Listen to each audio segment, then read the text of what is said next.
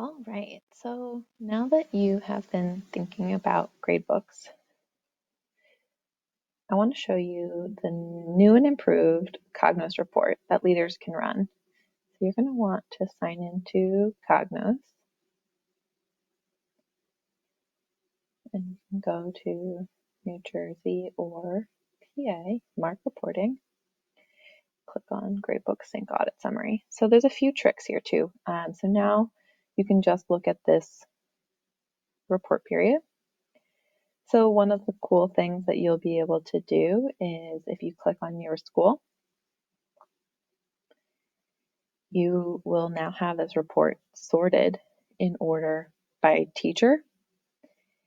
Any teacher who has items here are the ones that you'll need to and want to focus on. So you can also, export this as an Excel file so that you can connect with these teachers and have them follow up, but you'll lose the functionality of being able to click on these hyperlinks. So just going back for 1 second, I'm getting a little bit ahead of myself. So the way that this is set up is that you'll want to start from the left and work to the right. Any staff in the Gradebooks matching category means that they are successful and you won't need to focus on them. So ultimately, you want to get your Gradebooks matching category as close to 100 as possible. So I would highly recommend starting with Schoology Gradebook not configured because that is your biggest problem. This means that they have not set up their grading categories and have not done the initial sync. And so you can either just go ahead and set those up or at least click on the percent for your school and, oh, these are not graded classes. So at least if you know why they're on the report, that's one strategy. If you are an overachiever who want to get to 100%, you can just configure those gradebooks. In the checklist for auditing, every single column has a description about how you can identify that that's a problem and how you can fix it. So if you did want to configure the gradebooks, even though those are non-graded courses, you could come here so that you can remove them from that first column. So the second column, Schoology has graded items that are not in eSchool Plus.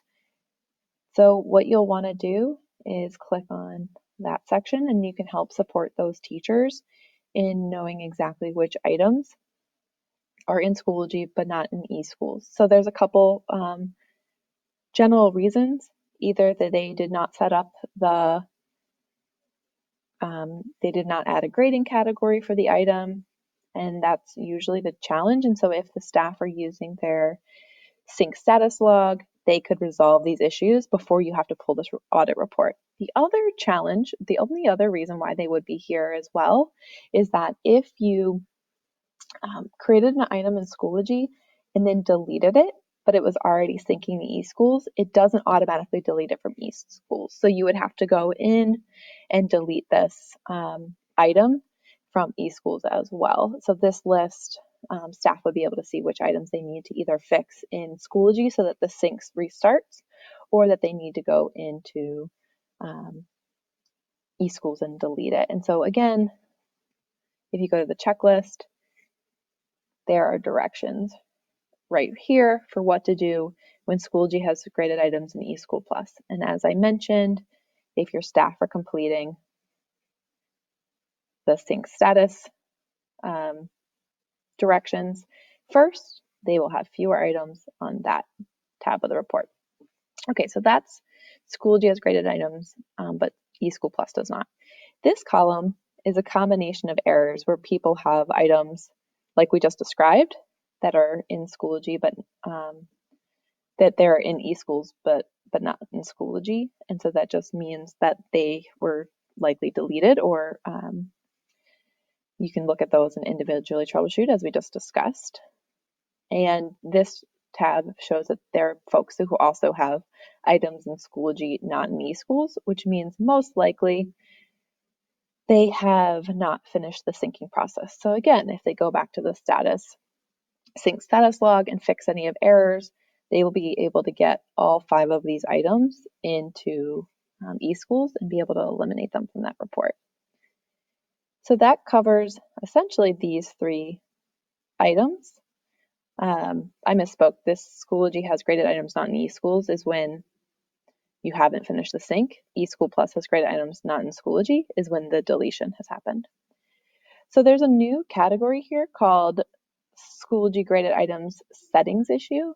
And what that means is there's like two specific things that I love about this report.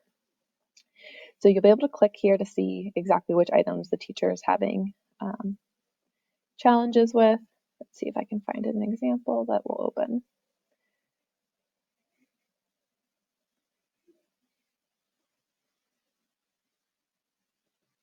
Well, I'll get the drill down fixed, but just to give you a quick overview, one of the things that this will show is that if the teacher has unpublished items, this will give you a list of items that need to be published. And the reason why this is problematic is because it will show in the teacher's gradebook, but it won't show in the student's gradebook. So we have to publish any graded items. The other thing it'll show you is that if the teacher has deleted an individual grade for one of the students and it didn't put in a new grade, it's going to mismatch grades between Schoology and eSchool. So it's going to tell that a specific assignment grade is different. Also, if the due date for some reason is still outside of the report period, it would be on this list. If for some reason they're drop lowest setting. So this is going to be really specific, really nuanced, specific graded item challenges to help make sure that the gradebooks match in between Schoology and eSchools. And then you're going to have all of your teachers here at the end whose gradebooks do match. All right, good luck.